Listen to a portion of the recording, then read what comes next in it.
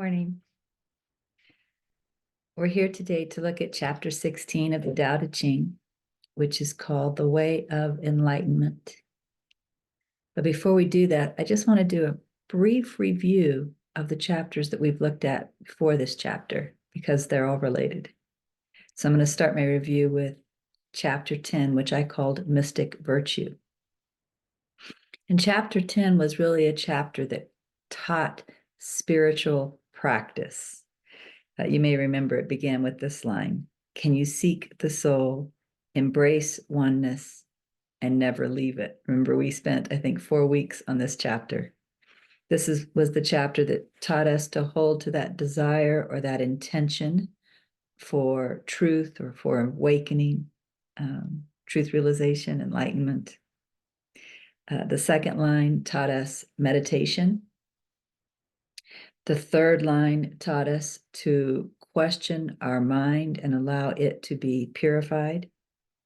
The next line taught us to let go of control. The next line to learn to be receptive instead of trying to figure everything out, to let go of our own thoughts about how things are and to be receptive. And then the next line to allow that clarity to arise on its own within that receptiveness. So chapter 10, which I called Mystic Virtue, was really teaching us very important spiritual practice. When we went to chapter 11, the value of emptiness, that's exactly what it taught us, how important it is to be empty. You know, it's really reinforcing that part about letting go of our own thinking and remaining open and receptive, not only for clarity to arise, but so that we can be moved by the Tao. I often call that guidance, moved by the Tao, instead of being moved by our own self-will. Chapter 12 was ordinary contrasted with wise, where it really showed us that humans are blinded by perception. In other words, they are reacting to what they see, what they hear, even what they think. And it said sages follow intuition instead of being dominated by perception. So normal people, ordinary people, are focused outward. Sages are focused inward, and they're being moved by what they know inwardly through the practice of the first 2 chapters, right? Through the practices of chapter 10 and chapter 11, knowing the value of emptiness. 13, which was called the qualification for leadership, really talked to us about 2 primary obstacles that are in the way of clarity. One is what I call the I am bad belief, believing that I am not good enough. That drives so many crazy thoughts in the mind. And then the other was just the belief that I am this person. Remember, it said, to be held in high regard frightens us, and later it tells us because we're afraid we'll fall from that high regard. Likewise, we fear disgrace. This, of course, is because we believe that that is really our truth, the I am bad belief. But the biggest trouble is overvaluing the personal self. And then he went on to say, why do I say the biggest trouble is overvaluing the personal self? The reason we have trouble is because we think we are the personal self, right? That's the biggest problem of all, is thinking that we are this person. If we move on to 14, centering in the way, this taught us to seek what we can't see, listen for what we cannot hear, reach for what we cannot grasp, right? It has no form, but we can hold to it. If we attempt to reach for it, seek for it, listen for it, we can find it, and then hold to that ancient way. Let it guide your current steps. And we also talked about how this is guiding your way of being. You can know the ancient beginning. This is called centering in the way. Chapter 15, our most recent chapter, showed us what the ancient masters look like. And we've been contemplating these ways of being. We've been contemplating what it is to be at ease instead of worried, for example. What it is to be still. And it says, still as if not wanting the neighbors to discover them. This is something that I understand from my own current guidance. I recently received some guidance. It had several parts to it, but one of those parts was not to do anything for anyone, which is an interesting guidance. But what that really means is not to be reacting to the outside, right? Not to do something so that people will think a certain way of me, or not to do something so that people pleasing, right? I'm always to be centered in and doing things only for God or only for the inner guidance. But since receiving that guidance not to do anything for anyone, I have received several requests, which actually would have taken up a lot of my time. It would have been a distraction of busyness, where I wouldn't have had as much time to focus inwardly in the way that I am guided to focus inwardly now, right? In meditation and contemplation. So I understand still as if not wanting the neighbors to discover them, right? This time is very focused inwardly. It is not focused outwardly. It is not even overly engaged in normal activities. Certainly there are some normal activities. They cannot be avoided, but it's not overly engaged in outward focused activities. Respectful like a house guest. Always treating everyone with kindness. It's interesting because if I can't treat someone with kindness, there's an ego thought in my mind that is getting in the way of that kindness every time.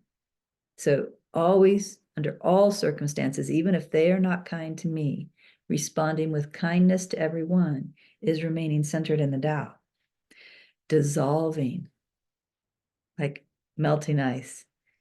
This is becoming less and less the self, the person I think I am. Through the practices that we've been looking at in this review, there is less and less of what I thought I was, the me. I am literally dissolving like melting ice. This is occurring as we speak. Honest, simple. Again, because if I cannot be honest and if I cannot be simple, there's ego thoughts getting in my way, right? And vastly empty, like a valley. We've already seen the value of emptiness.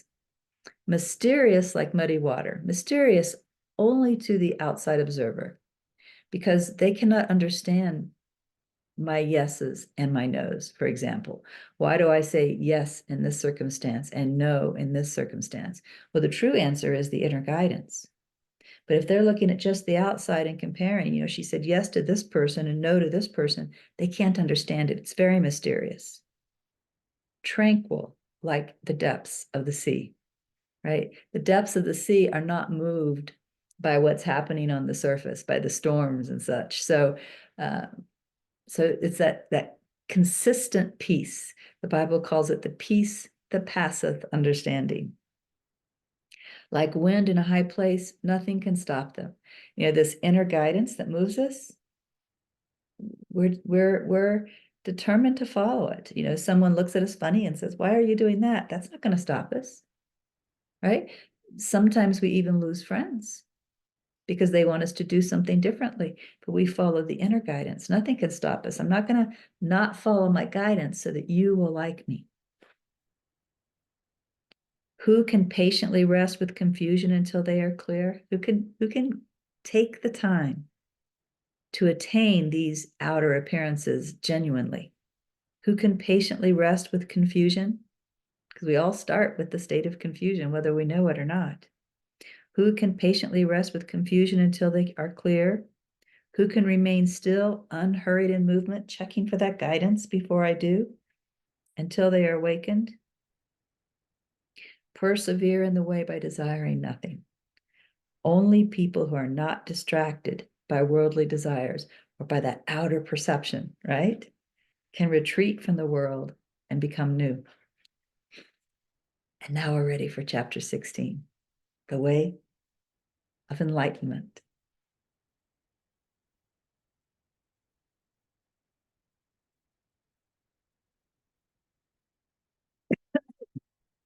Excuse me. So I'll read from the RDA translation. Be devoted to reaching the utmost emptiness, and then sincerely hold to stillness. All things arise together. I observe as they arise and then return. Humanity and all things diverse and varied return to their root. To return to the root is called stillness. To be still is called returning to life. To return to life is called constant. To know constant is called wisdom. To know constant, or to not know constant, is to act recklessly and to suffer. To know constant is to allow. To allow is to have equanimity. To have equanimity is to be whole. To be whole is to be enlightened. Enlightenment is the way. Remain with the way, and there is no death and no suffering. So let's look at this. First of all, the first sentence is really, again, encouraging the practice. In fact, when you read the first sentence and you go, huh, how? You could then go back to chapter 10, because chapter 10 is the answer to that question. It says, be devoted to reaching the utmost emptiness, and then sincerely hold to stillness. And again, this is what chapter 10 is all about, right? When we're devoted to the utmost emptiness, we are letting go of our own thinking. And we're doing it because we want truth realization. We want to see and know the Tao directly. So we're spending time in meditation, letting go of thinking, noticing the thinking that is there, letting go of thinking, centering in on, we talked about centering in on the breath, centering in on sensations, centering in on sounds.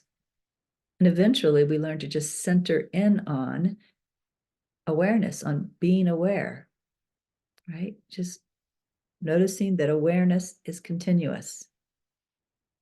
But in order to do any of those things, we can't be engaged in our thought.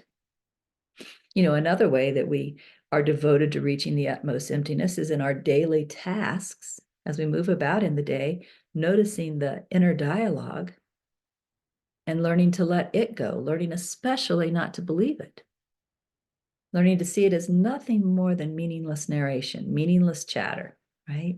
And we also learn to deeply question our thoughts.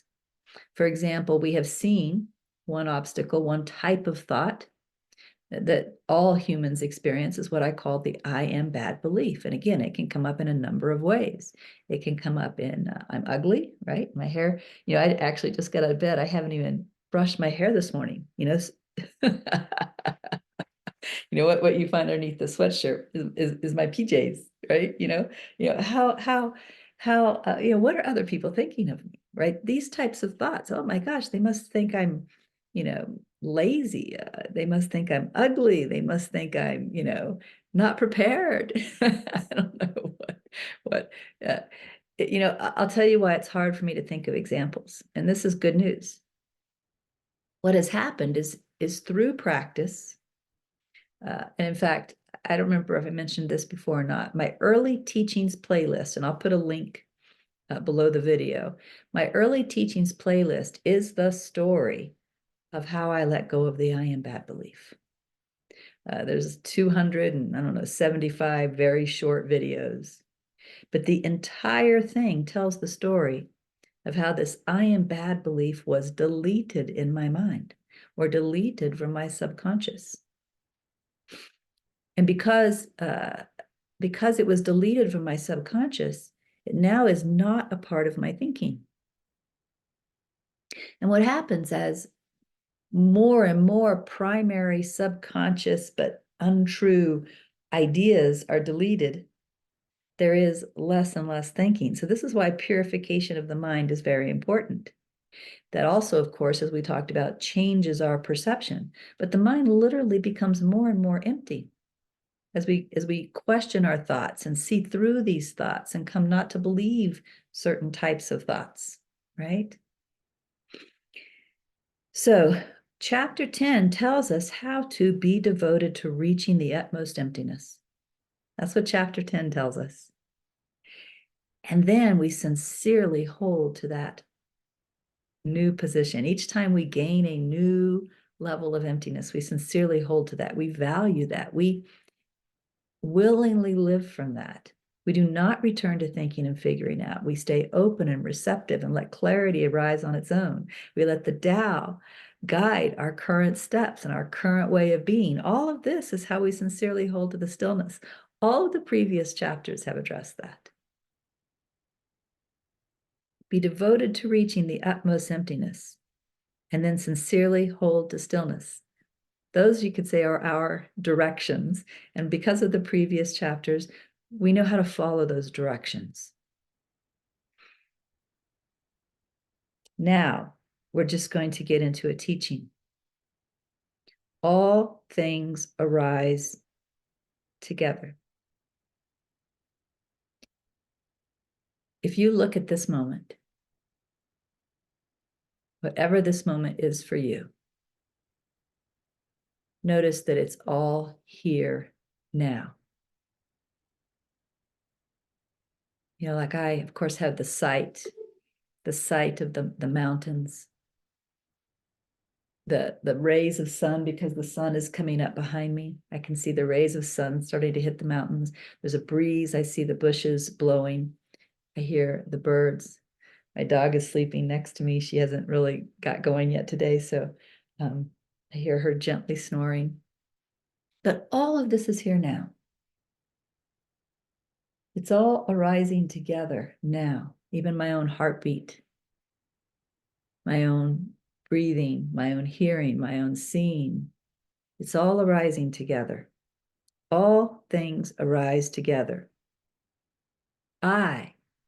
This I is very important. It's not the self. It's beyond the self. People often call it awareness. That's a word they use for it. What I truly am is what this I means. Not the person, not the thinking. I observe. This is what I do. I am always observing. I observe as they arise and then return.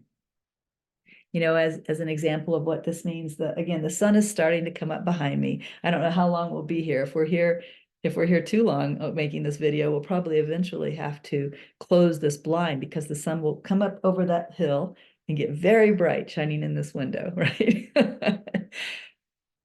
This state of where the sun is now, and this state of how the rays of sun are going across, there's a canyon over there. I can see the cliffs of the canyon, then going across the prairie, and then hitting the mountains and lighting up the snow on the top of the mountains. That is just now. Just now. You know, minutes from now, it's going to be different as the sun rises higher. It's only now. And that's the way everything is, even though we don't realize it. Everything is only now and exactly the way it is. You know, the way the birds are singing now. I just saw a bird drop beside my window. The way the moon is out there in the sky. The way the dog is snoring. The way the wind is blowing. The way I am speaking is only now. And then in the next now, it's all different. Everything is so temporary. And I observe. I am the constant. All of perception coming and going, shifting and changing. I, the observer, we'll call it for now. I'm the one constant. If I pay close attention to I as awareness, I am the one thing that is not coming and going, shifting and changing. When that sun is higher in the sky and these blinds have to be closed, the observer is exactly the same. The sun is different. Everything else is different. but the observer exactly the same. I observe as they arise and then return. All things arise together. I observe as they arise and then return. Now, this next sentence is very important. Humanity. So we don't want to pretend like we're not talking about people, right? Humanity and all things diverse and varied return to their root.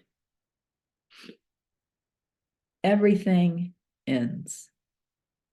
Everything, we could use the word now for a moment, dies.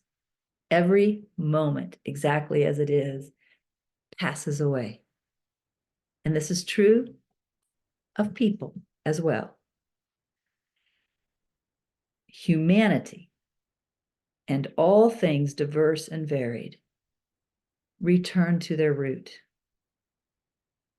To return to the root is called stillness.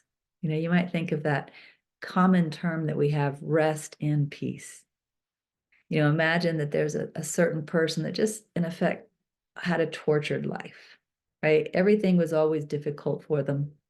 You know, maybe there was a lot of marriage and divorce, alcoholism, debt, you know, lots of problems. And then this person dies. And there might be this feeling within is, you know, now their problems are over, right?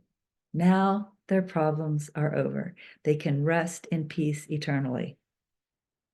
To return to the root is called stillness. That's literally what that sentence is pointing to.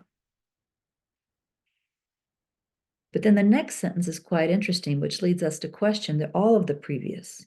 To be still is called returning to life. Well, we just said that everything ends, everything dies. But that's returning to life? What is this pointing to? Well, this is all of what I just said is true. Everything is temporary. Everything passes away. This is a truth. And I, the constant awareness, observes that. But let's remember a previous chapter where Lao Tzu pointed out that the biggest problem of all is thinking I am a personal self. He's telling us humanity will return to its root. This body will die. But have you ever heard of the saying, die before you die? This is what this chapter, chapter 16, the way of enlightenment, is pointing to. If we can die to the idea that I am the personal self, realize myself as this permanent I that observes, that is returning to life. There is a death, and then you could call it a resurrection. We just had Easter last Sunday, so it's kind of appropriate in time here. A death, and then a resurrection. You know, Jesus in the book of John in the Bible at chapter 3, when talking to Nicodemus and some others, called it being born again. Instead of being born of the flesh, which is the common person, being born of the spirit. This is the way Jesus put it. This is what Lao Tzu is pointing to also here. He's saying that if we can die to the idea that we are the personal self, that is returning to life. Everything is temporary, even humanity. Therefore, this personal self, which is really thought and emotion kind of all tied up together, it can die too.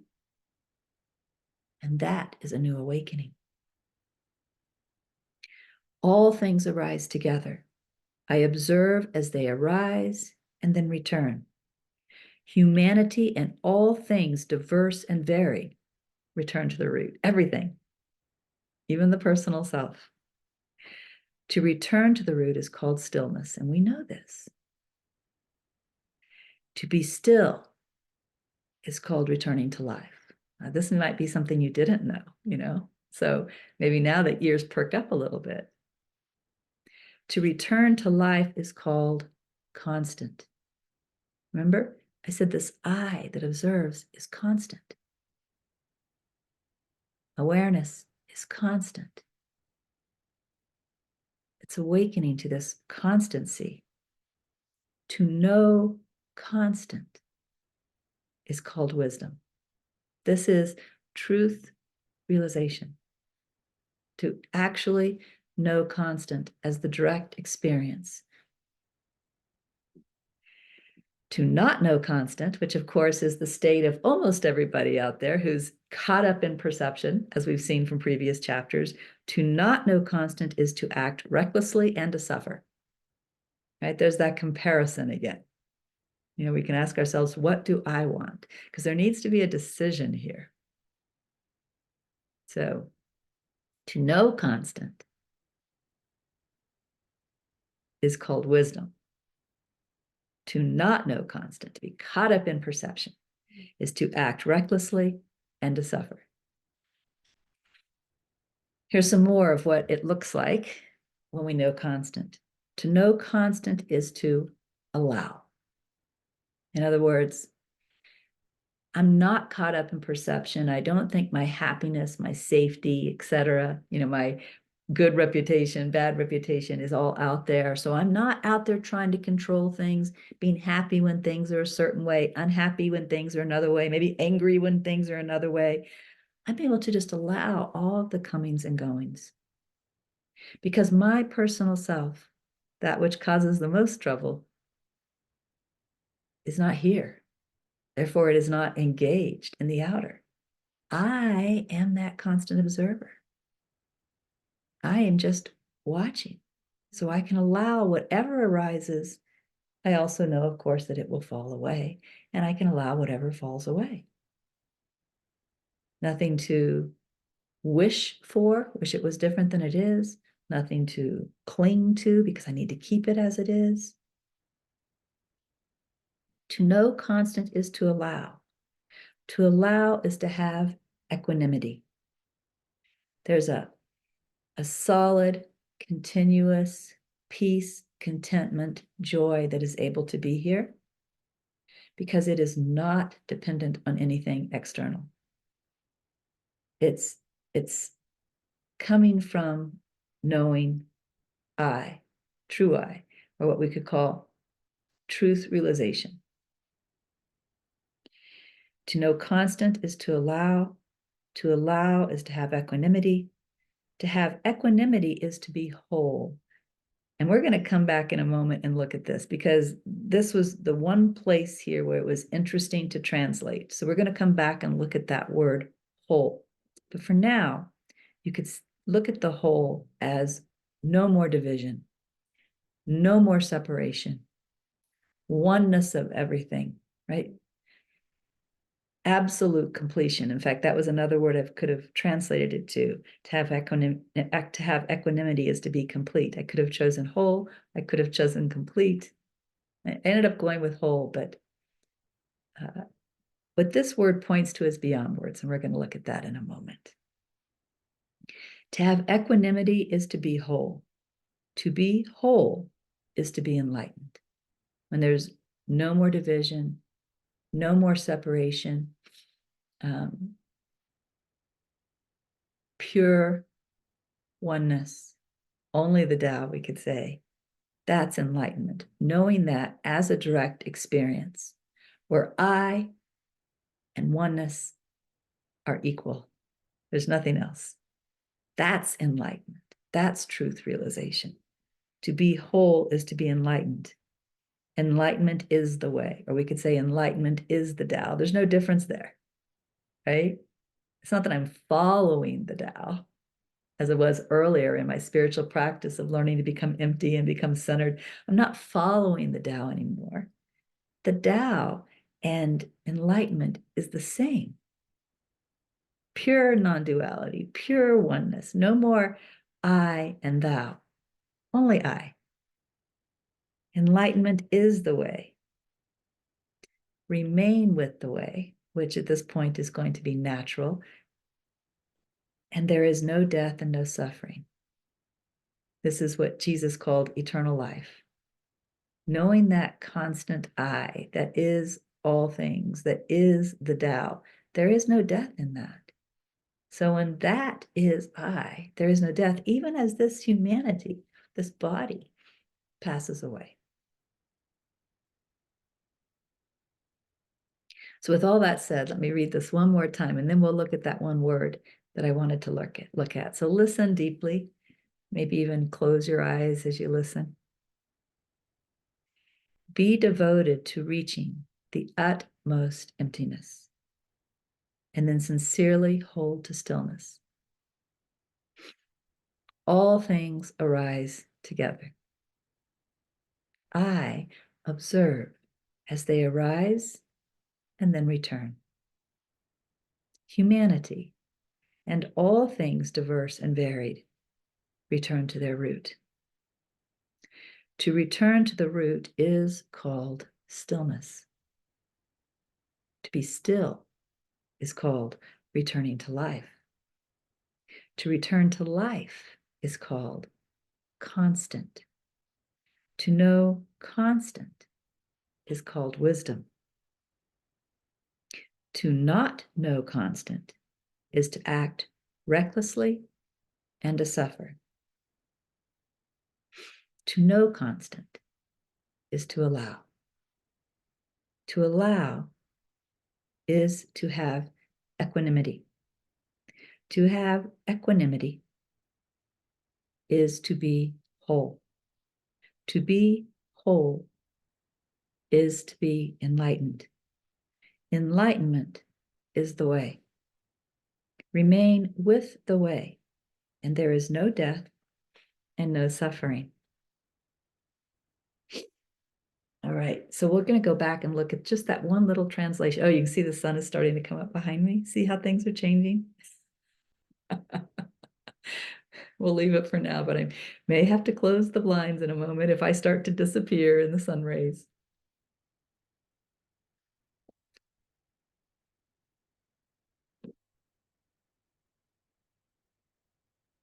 All right, I'm going to share my screen.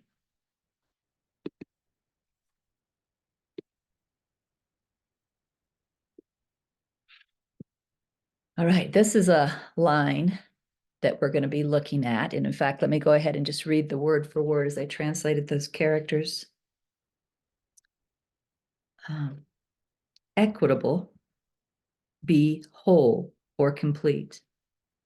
Whole or complete, be heaven. So this first character, equitable, right? Be whole or complete. Whole or complete, be heaven. And the word that we really want to look at is this whole or complete. So here's the translation as the dictionary gives it. In this particular character, it says maintain, but then it says keep whole or intact, and other dictionaries used complete also. Maintain, keep whole or intact. And again, sometimes dictionaries say complete instead of intact, but you can see how those might be synonyms. This particular character is really interesting. Chinese characters are made up of, I think they're called radicals, or like almost like mini characters within a character. This particular character, this top part of the character, which looks a little bit like an upside down V, that means to enter, to enter.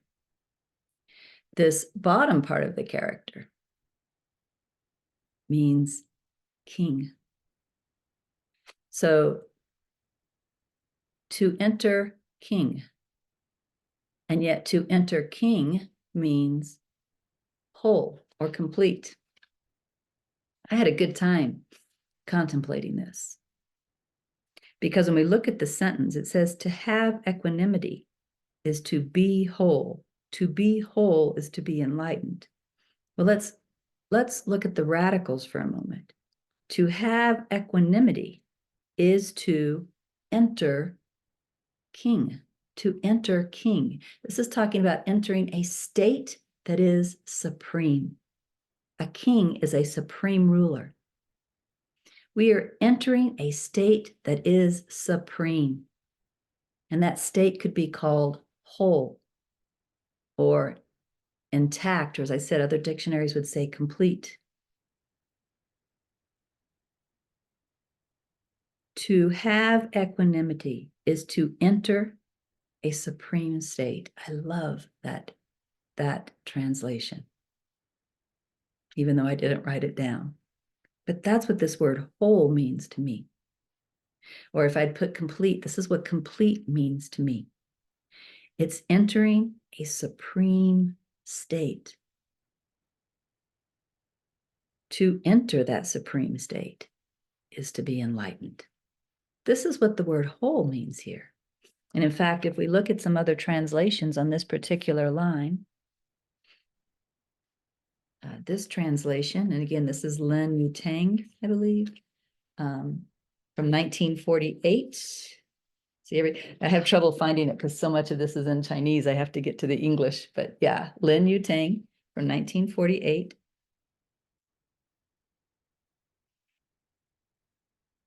He calls it impartial. I called it equanimity. He said, being impartial, he is kingly, not king, but kingly. Being impartial, he is kingly. Being kingly, he is in accord with nature, but with a capital N, which I called that enlightenment. The literal translation of this last character is heaven or God, right? He called it nature with a capital N. I called it enlightenment. The literal translation, we could say, is, let me return to my word for word. So we could say, to have equanimity is to enter a supreme state. To enter a supreme state is to be God, or is to be heaven. I called that enlightened. But then the next line would say, to be God is to be the Tao, or to be heaven is to be the Tao. I said enlightenment is the way. But see what an interesting character this is? Let's look at, Jonathan Starr, as we know, we've seen Jonathan Starr a few times, a little more interpretive. Let's look at how Jonathan Starr did this. Equanimity, he called the vision of oneness. He said a vision of oneness brings about universal love. So he translated this character, this supreme state character, as universal love. I think this supreme state that this character is pointing to is really beyond words. I don't think we can tell you what this is. I think the only way to know what that character represents is to follow the way and awaken to it. Let's look at Derek Lynn's translation. Remember, I told you Derek Lynn tends to be very, very literal, where Jonathan Starr is very interpretive. Maybe we'll look at Jonathan Starr next. See the literal and the interpretive and see if they're different or the same. Here's Derek Lynn. Attain the ultimate emptiness. Hold to the truest tranquility. The myriad things are all active. I, therefore, watch their return. Everything flourishes, each returns to its root. Returning to the root is called tranquility. Tranquility is called returning to one's nature. Returning to one's nature is called constancy. Knowing constancy is called clarity. Not knowing constancy, one recklessly causes trouble. Knowing constancy is acceptance. Acceptance is impartiality. Impartiality is sovereign. That's how he translated that entering king character, which means whole or complete. Impartiality is sovereign. Sovereign is heaven. Heaven is Tao. Tao is eternal. Now listen to this last line from Derek Lynn. The self is no more without danger. That's what we are talking about. Enlightenment is no self. The self has returned to its root, passed away, died, it is no more. Let's go ahead and look at the interpretive translation of Jonathan Starr. Become totally empty. Quiet the restlessness of the mind. Only then will you witness everything unfolding from emptiness. See all things flourish and dance in endless variation, and once again merge back into perfect emptiness. Their true repose, their true nature, emerging, flourishing, dissolving back again. This is the eternal process of return. To know this process brings enlightenment. To miss this process brings disaster. Be still. Stillness reveals the secrets of eternity. Eternity embraces the all possible. The all possible leads to a vision of oneness. A vision of oneness brings about universal love. That's the king, entering king character. Universal love supports the great truth of nature with a capital N. The great truth of nature is Tao. Whoever knows this truth lives forever. The body may perish. Deeds may be forgotten. But he who has Tao has all eternity. So this is a really incredible chapter. So let's move to our assignment. Our assignment then is to contemplate chapter 16 and chapter 10 together. That's the assignment. And then as you contemplate these, if you are interested in tasting what this entering king character, the supreme state character means directly, if you're interested in that, then start embracing the practices of chapter 10 and the beginning part of 16, which is be devoted to reaching the utmost emptiness, and then sincerely hold to stillness. And also as you meditate, we can add, we've talked about, listening, we've talked about paying attention to the breath or the sensations in the body or the sounds that we hear as ways of meditating and just being very, very still. If you feel that you can, add paying attention to awareness. We could call it the eye that observes, the constancy, while you close your eyes and meditate. Right? So again, contemplate chapter 16 and 10 together. If you find you want to learn what this enter king character, whole, complete, supreme, what this character really means as a direct experience, then begin to embrace the practices. And so chapter 10 then becomes very, very important as a part of chapter 16, right? Be devoted to reaching the utmost emptiness and then sincerely hold to stillness. All right, looks like we finished this video before this image disappeared in the sun. It was nice watching the sunrise with you. Bye.